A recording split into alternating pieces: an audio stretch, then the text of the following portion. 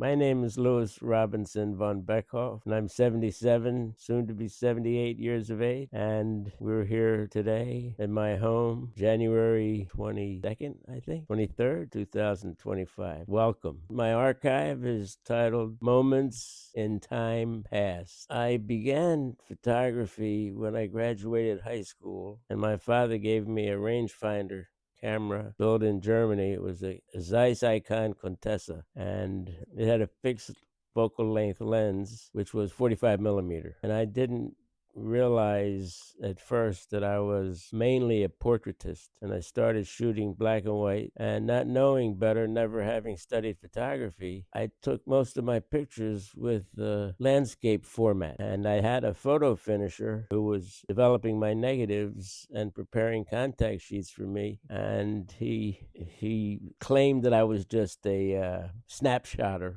rather than a photographer, and that one day he would share what photography was really all about. He went like this gesture, and then he rotated his hand 90 degrees. And that was a big part of my education, because what I read in his gesture was stop shooting everything in landscape format. And since I was taking so many pictures of people, I should use the portrait format of vertical rather than horizontal, which I began doing. And I never shot very many pictures. And as I went along, I would see what I thought was a photograph in my viewing something, be it the landscape or architecture, or mostly it was people, taking portraits of people. And it was black and white, available light candids, because I didn't tell people I was taking their photographs or their portraits. And I would take a photograph, maybe two, and that would be it. I would move on. I expected the film to capture what my eyes saw to a degree, not really knowing that the rangefinder has a little bit different eye than a single lens reflex. Because with the 35 millimeter single lens reflex that I began shooting subsequent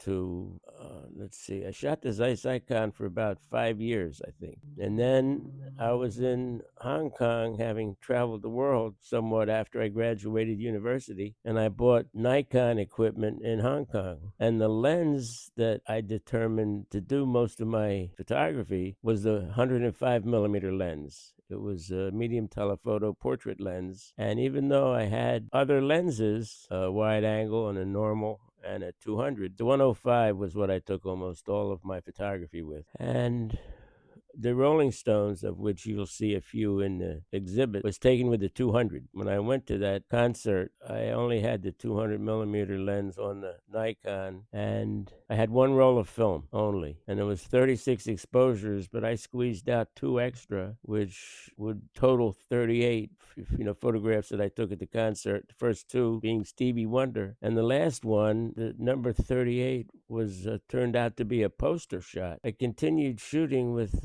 Nikon. I bought the equipment, as I said, in Hong Kong, and then I came back to the States pretty quickly after that, stopped in Japan and took some color photographs at Expo 70 in Osaka, Japan, proceeded back to Philadelphia, where I'm from originally, and my father and mother and, some family were in Philadelphia. And later that year, my father saw a man steal my car because I was somewhat negligent and left my camera on the front seat of my father's car and unlocked. Someone reached into the car and stole my camera, and my father saw it. It was across the street from our key shop. My father gave chase to the man that stole my camera, and he had a massive fatal heart attack chasing the fellow. And where my father dropped to the ground, there was a policeman who apprehended the thief, and my father went to the hospital, to the morgue, and the man went to jail at that moment, and I got my camera back, but I pretty much stopped shooting for many years after that. Some of my subjects I was close to, and as I mentioned, I stopped shooting, and on a few occasions I was inspired to take some pictures because the light playing on some individuals that I already had known was so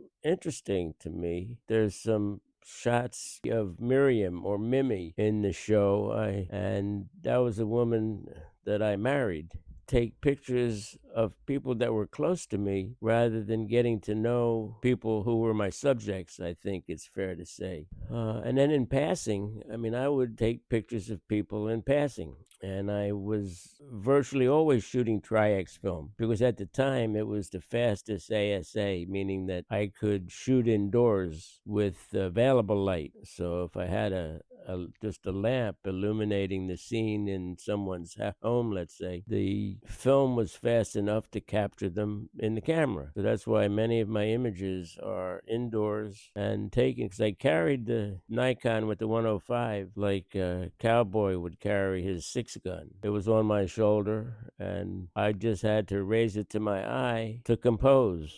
And it was pretty much point and shoot because I quickly saw something that I wanted to take a picture of and would take it. And if it wasn't a person that would really be a candid, I might have to move a little bit because of the 105 has a pretty narrow view. I believe there's the image of the man with the snow cone that you'll see. I was in the middle of the street backing up, composing in the camera the building, which was a derelict building in Philadelphia, and I didn't see the man coming with the snow cone. I think it's titled Man with Snow Cone, and he brought the perfect white into the black and white photograph with his shaved ice sweetened drink that he had in his hand. And he walked into my photo, which was unexpected. And when I snapped the shutter, he happened to be there. It was spontaneous. And as you all, if you've taken pictures with film, I might not have developed the film for weeks because I only took a couple of pictures at a time. So I wouldn't run the film for possibly weeks or longer before I had it developed. So I never knew what was in the camera because I never remembered the pictures that I took previously. Just like my parents in their undergarments when they were getting dressed for an affair or a wedding or something. And